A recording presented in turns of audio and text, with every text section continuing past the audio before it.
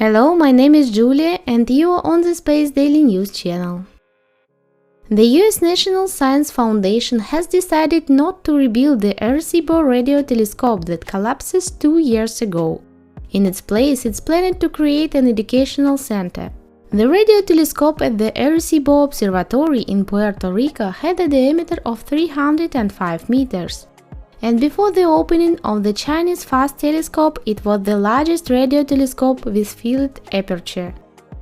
Arecibo operated for 57 years and conducted extensive scientific research covering the Earth's ionosphere, solar system, stars, and galaxies.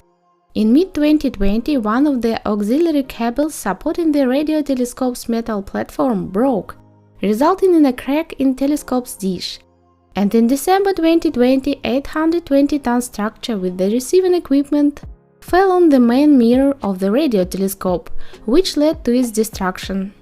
After the destruction of Arecibo, a long process of clearing the sinkhole of debris began, while there was no official announcement about the further status of the observatory.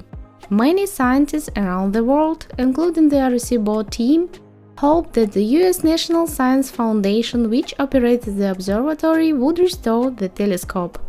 In the spring of 2021, the Arecibo replacement project, called Next Generation Arecibo Telescope, was published, which was a system of many small parabolic antennas inscribed in a circle between 314 and 331 meters in diameter, working as a single antenna.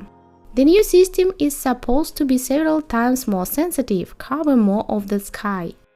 However, in October 14, 2022, the National Science Foundation announced that it would not rebuild the radio telescope because it would require a significant financial outlay.